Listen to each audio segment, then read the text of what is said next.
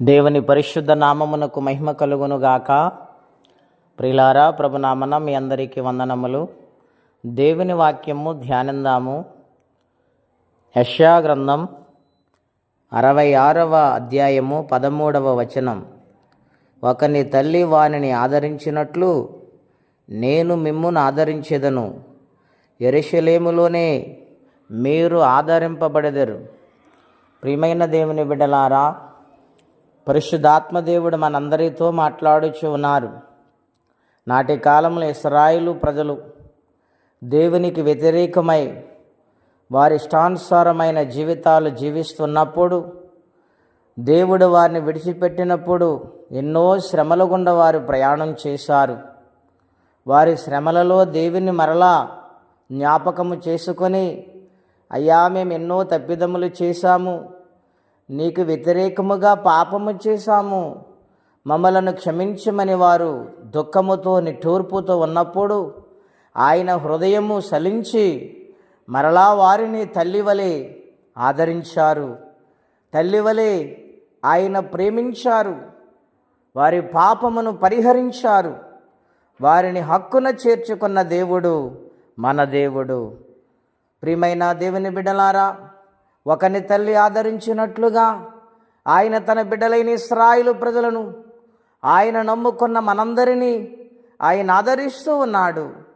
శ్రమలోనూ, కష్టములోనూ, ఇబ్బందిలోనూ, ఒంటరితనములోనూ, కృంగుదలలోనూ ఎన్నోసార్లు ఆయన మనల్ని ఆదరించాడు. ఆదరించిన దేవుని చెయ్యి విడిచిపెట్టకుండా నడవగలుగుతున్నామా? ఆదరించిన తరువాత క్షేమమిచ్చినప్పుడు, దీవెనిచ్చినప్పుడు ఆయనకు దూరమైపోతున్నామా? ఆలోచన చేయమని ప్రభు పేరిట మనవి చేస్తూ ఉన్నాను.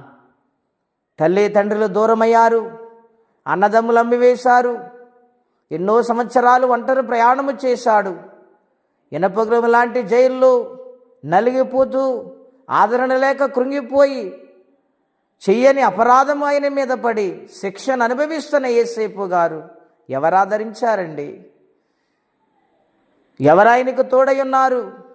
ఎన్నిసార్లు ఆయన కృంగిపోయి ఉంటాడు, ఎన్ని ఇబ్బందులకు ఆయన గురైపోయాడు, ఎన్నోసార్లు ఆయన నిరుత్సాహపడిపోయాడు.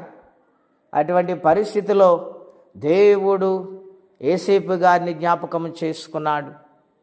తల్లైనా మర్చిపోద్దేమో కానీ ప్రియులారా, ఆయన మర్చిపోయే దేవుడు కాదు. అంతటి ప్రేమగల దేవుడు ఆయన.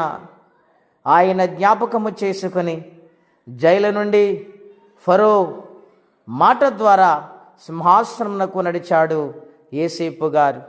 దేవుని ప్రణాళికలో ఒక ఉన్నతమైన స్థాయికి చేరాడు.